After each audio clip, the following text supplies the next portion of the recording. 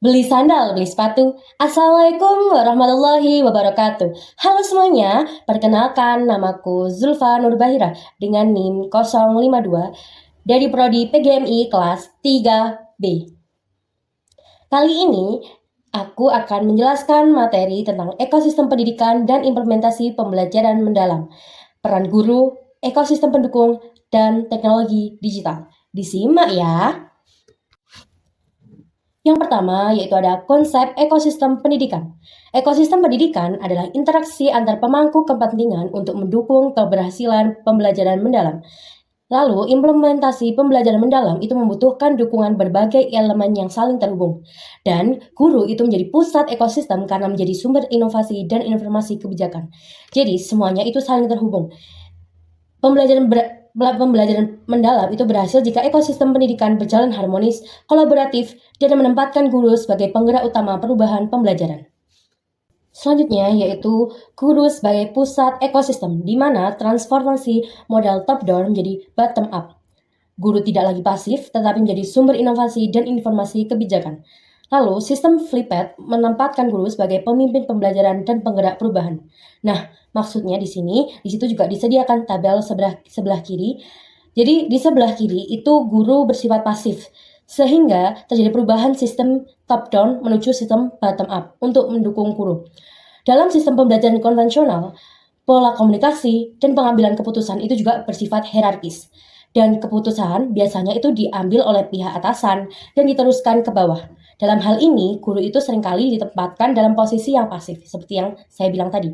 Hanya menerima arahan dari pemerintah pusat maupun daerah, yang dapat membatasi kreativitas guru dan inovasi mereka. Kondisi ini tidak mendukung implementasi PM. Oleh karena itu, transformasi peran guru diperlukan, khususnya pada kepemimpinan guru. Seperti gambar piramida di sebelah kanan. Piramida di sebelah kanan menunjukkan guru itu dijadikan sebagai aktivator. Jadi guru itu juga mendorong peserta didik untuk mengkonstruksi, lalu guru itu sebagai pembangun budaya, dan guru itu dapat memberikan ruang kepada peserta didik untuk menciptakan strategi belajarnya sendiri, sehingga peserta didik memiliki rasa kemandirian, percaya diri, dan rasa kebersamaan. Selanjutnya, peran guru dalam implementasi pembelajaran mendalam. Guru menjalankan fungsi utama. Nah, yang pertama tadi sudah dijelaskan bahwa guru itu sebagai aktivator, yaitu mendorong siswa membangun pengetahuan secara aktif. Yang kedua, guru itu sebagai pembangun budaya. Nah, maksudnya gimana sih? Pembangun budaya itu menciptakan lingkungan belajar mandiri, kolaboratif, dan percaya diri. Dan yang ketiga yaitu kolaborator, di mana guru itu memberi umpan balik, membangun kerjasama dengan orang tua, komunitas, dan profesional. Jadi, intinya itu guru adalah penggerak, pembentuk suasana, dan penghubung dalam ekosistem di pembelajaran mendalam. Sehingga pembelajaran itu menjadi bermakna, relevan, dan berdampak nyata bagi perkembangan siswa. Selanjutnya yaitu ada elemen ekosistem pendidikan. Yang pertama yaitu ada satuan pendidikan. Satuan pendidikan yaitu bertugas untuk mengoptimalkan sarana, sumber daya manusia, teknologi, kemitraan dengan orang tua, dan dudika. Karena satuan pendidikan yang berkualitas adalah satuan pendidikan yang mampu mengoptimalkan sumber daya yang ada di sekolah, mulai dari prasarana dan sarana, guru, biaya, peserta didik, dan tentunya orang tua, peserta didik, serta dunia usaha. Satuan peserta didik yang maju dan menjadi pilihan masyarakat salah satunya adalah sekolah yang mendapat dukungan tidak hanya dari orang tua peserta didik, tetapi juga mendapatkan dukungan dari dunia usaha dan masyarakat lain melalui pola kerjasama yang saling menguntungkan. Nah, implementasi pembelajaran mendalam di sekolah itu memerlukan dukungan baik dari orang tua peserta didik maupun dunia usaha, sehingga implementasinya itu juga dapat berjalan dengan mudah. Nah, selanjutnya yaitu ada masyarakat. Masyarakat itu memberi pengalaman kontekstual, proyek sosial, pelestarian lingkungan, dan kegiatan empati. Sehingga itu masyarakat dapat membantu peserta didik merasakan manfaat dari penerapan pembelajaran yang berkelanjutan untuk menghubungkan pengetahuan dengan hidup, penghidupan, dan kehidupan. Sehingga dapat membantu peserta didik itu memahami pentingnya kontribusi mereka terhadap masyarakat dan lingkungan. Selanjutnya yaitu ada dudika dan mitra profesi. Mereka itu menyediakan pengalaman nyata seperti magang, studi kasus industri, dan umpan balik praktis. Nah, mitra profesi di sini seperti asosiasi guru dan kepala sekolah seperti MGMP, KKG, MKKS, dan asosiasi guru mata pelajaran. Karena dalam ekosistem pendidikan itu sangat penting untuk mewujudkan pendidikan yang holistik, relevan, dan berdaya saing. Nah, Dudika di sini itu berperan memberikan dukungan melalui pengalaman nyata, umpan balik praktis, serta menjadikan peluang belajar berbasis praktis seperti magang, studi kasus industri, atau program pengembangan keterampilan langsung yang relevan dengan kebutuhan Dudika yang sudah saya sebutkan tadi. Nah, kolaborasi antara sekolah dan sektor industri itu berpeluang untuk menciptakan kurikulum yang lebih relevan dan perkembangan terbaru dalam Dudika.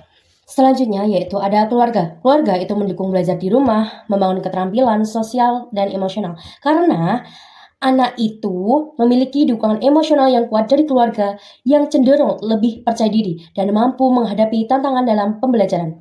Nah, orang tua peserta didik memiliki peran yang sangat strategis terkait keberhasilan dalam penerapan PM.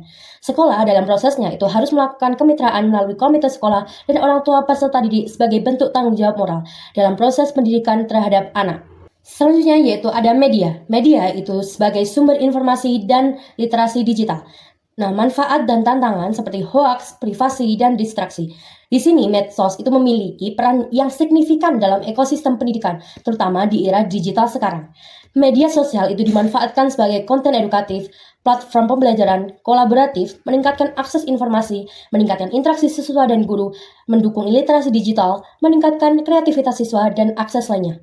Akan tetapi, media sosial itu juga memiliki tantangan seperti distraksi, informasi yang tidak valid atau hoax, perlindungan silber, dan privasi dan keamanan. Selanjutnya yaitu peran pemerintah daerah dan pusat. Yang pertama dari Dinas Pendidikan. Dinas Pendidikan itu bertugas mengelola dan mengawasi pelaksanaan pembelajaran mendalam, membina guru, kepala sekolah, dan pengawas, dan menjembatani komunikasi pusat daerah hingga sekolah. Yang kedua itu Kementerian Pendidikan. Kementerian Pendidikan itu bertugas sebagai regulator penentu kurikulum, SNP, buku teks, dan arah kebijakan nasional. Jadi, Kementerian Pendidikan itu tugasnya menetapkan kebijakan pendidikan nasional. Nah, sedangkan Dinas Pendidikan itu melaksanakan dan mengawasi kebijakan tersebut di daerah. Selanjutnya yaitu teknologi digital dalam ekosistem pendidikan. Teknologi itu sebagai pendorong utama pembelajaran yang fleksibel, interaktif, dan personal, di mana efektivitas ditentukan oleh kenyamanan dan kompetensi guru. Yang kedua, dukungan kepala sekolah dan dinas. Dan yang ketiga yaitu dari akses infrastruktur teknologi. Semuanya itu pemangku kepentingan wajib mendukung integrasi teknologi dan pengembangan profesional guru. Jadi di sini itu teknologi berperan sebagai pendorong utama pembelajaran agar lebih fleksibel, interaktif, dan sesuai kebutuhan siswa. Namun keberhasilannya itu juga bergantung pada kemampuan dan kenyamanan guru dalam menggunakan teknologi, dukungan dari kepala sekolah, dinas pendidikan, serta ketersediaan infrastruktur yang memadai. Sehingga seluruh pemangku kepentingan perlu bekerja sama mendukung integrasi teknologi dan pengembangan profesional guru. Jadi semuanya itu keberhasilan implementasi pembelajaran mendalam atau PM sangat bergantung pada ekosistem pendidikan yang saling terhubung dengan guru sebagai pusat penggerak inovasi, dukungan aktif dari satuan pendidikan, keluarga, masyarakat, dunia usaha atau industri, pemerintah, serta pemanfaatan teknologi digital yang didukung kompetensi guru, kepemimpinan sekolah, dan infrastruktur yang memadai.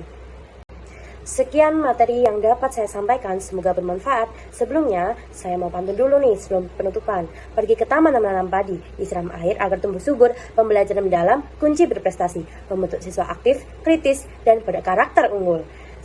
Semoga bermanfaat. Wassalamualaikum warahmatullahi wabarakatuh.